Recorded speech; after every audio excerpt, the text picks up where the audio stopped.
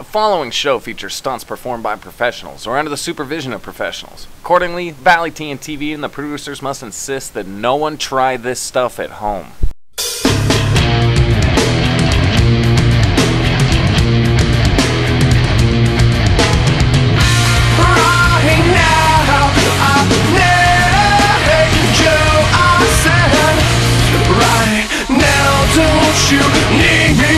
Don't you cover me and then simply try to be me, because I don't think you will. Think you will. Think you will. Because I don't think you will. On this episode of Valley TNTV, I show Caleb and Leigh my addiction for alpine climbing in Northern California on Mount Shasta. This is my sixth mountain over 4,000 meters, but for Caleb and Leigh, they've never attempted anything like this before. Robb decided to get all of us together and do some mountaineering and climb Shasta. It was hard. One of the hardest things I've ever done in my life. Mount Shasta is the 5th highest mountain in California and the 2nd highest mountain in the Cascade Range, standing at over 14,162 feet. Our plan of attack was a strenuous 2-day climb up Avalanche Gulch, leaving Bunny Flat Trailhead, straight to Horse Camp, and then up to Lake Helen at 10,443 feet where we'll spend the night. In the morning we head up the Red Banks, then to Misery Hill, and then we can see the summit at 14,162 feet. Packed up the car and headed out. Woke up at about 4 and got the car unpacked, and at that point it finally hit you that, yeah, you really are doing this. I kind of knew where we had to go because you could see the giant mountain, so I kind of just aimed in that direction. We really didn't go by any map, and I had my GPS, so I wasn't too worried.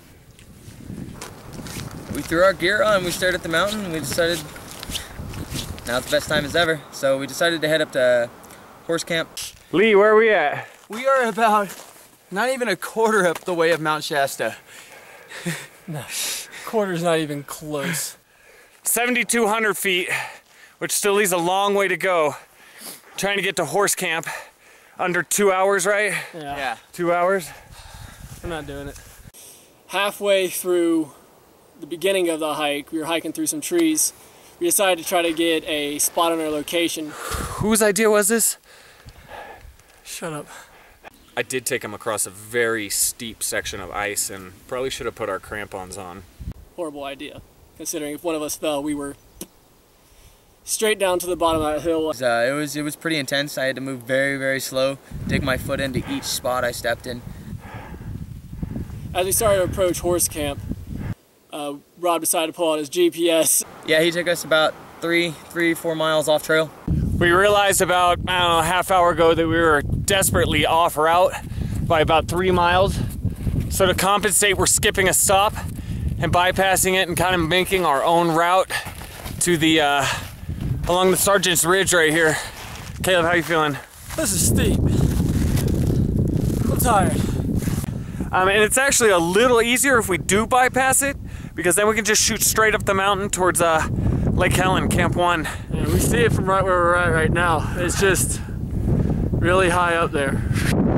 All right, so this is pretty much crampon point for us. We're all throwing crampons on. Leigh's going crazy right now. Crampons actually strapped to the bottom of your boots, and they got 10 to 12 spikes all over the bottom, which gives you traction in the snow and ice.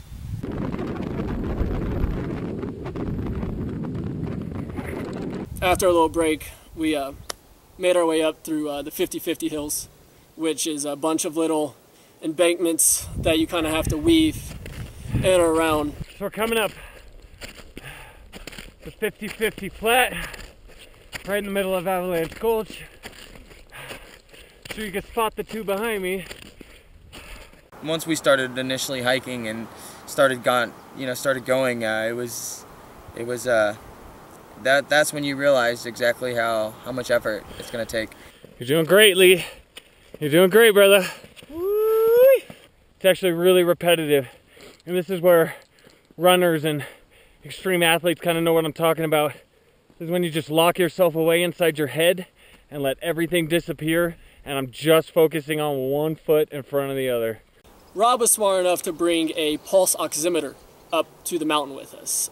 What a pulse oximeter does and measures is the amount of oxygen saturation that you have in your blood. My bigger worry up here is us getting a toxic or lack of oxygen to the brain, which could cause cerebral edema or pulmonary edema.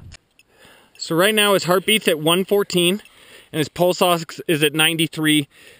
At sea level, a pulse ox of anything less than, let's say, 90, you're going to wind up in the hospital. At altitude, it's a little different because you're actually acclimatizing. Acclimatization is when the body reacts to the lack of oxygen by producing more red blood cells. So with each breath, you're absorbing more oxygen. It also thickens your blood, which opens you up for a heart attack or a stroke. There's also 2 other conditions that I was looking out for as we were climbing. There's HACE, which is high altitude cerebral edema, and that is a climber's worst nightmare.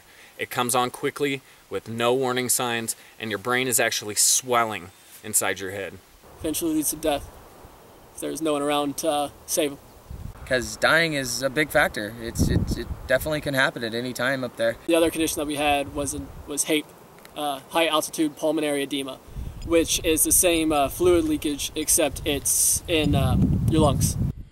Okay, your pulse ox is reading at 90, which is 90%, and your heart rate's at 105. There's also 3 remedies for altitude sickness: descend, descend, and descend. Hardest part of, I'd say, the entire trip was a hill called Standstill Hill. It was probably 2 hours just from Standstill Hill to Lake Helen. Just the grade of the actual mountain itself was pretty intense. 1 o'clock, 2 o'clock in the afternoon, and at that point the sun's so high it's starting to melt the snow, and then you're starting to post hole where you're sinking in the snow as you're on your way up, which makes it really hard. It's killing us right now. It's horrible. Yeah, we're probably still another, I feel like I keep saying this, but I feel like we're another hour from Lake Helen. Looks are deceiving. It looks like you can walk 20 feet in, 10 minutes, but it's funny how 600 feet takes you about 2.5 hours. So that's actually when we started noticing that Caleb was having a little trouble, and I think it was just sheer exhaustion. Caleb's doing good. I worry about altitude on him. Lee's doing great. He's jogging behind us. But once we got to the top, the first day I was probably the worst out of all of us. We made it to Lake Helen. We're at 10,443 feet, and we are beat. Right, Caleb? How are you doing? Tired, winded, ready to eat something, set up our tent and go to sleep. You know, it was about 7.5 hours from us for the leaving the parking lot up to Lake Helen, and that's a long, long trudge through the snow and crampons and uphill. We were really excited. We made a great feat getting to 10.5 at Lake Helen, and we should all be proud of that. Lake Helen, baby. I'm feeling good. I fell asleep probably around 1 o'clock for about an hour while Robb and Leigh set up camp. Leigh did most of the setting up for our part. I was so beat that as soon as we got to the top, I laid down and instantly fell asleep. Food, water, all that good stuff has to be packed in. To get any water at that height, you're gonna have to melt snow. Anyway, I'm a master chef and I'm hooking Caleb up with some food. Delicious. Is it? Does that make me a master mountain chef, or just that I buy really good meals? You just know how to put water in a bag and I stir. Caleb is suffering from a little bit of acute mountain sickness. I think maybe he's just beat too. But honestly, I think food really helped all of us. And it comes out nastiness. But it's good for you. Lake Helen, as you can see, it sits right at the bottom of the Red Banks, and it is our first view of what we had upcoming for the next day. It was hard, realizing that you had to do that at 4 o'clock in the morning with already a mindset of being physically beat and hungry, thirsty. More than likely we're going to peak tomorrow. I'm going to give it my best anyway, so, we'll see how that goes, right? All right, so we're calling this episode off right now. Bam! Right at Lake Helen. You actually have to come back next month to catch part 2 when we hit the summit. Isn't that right? Summit. Yeah, we didn't come up here for nothing, right? We're here to rock your world.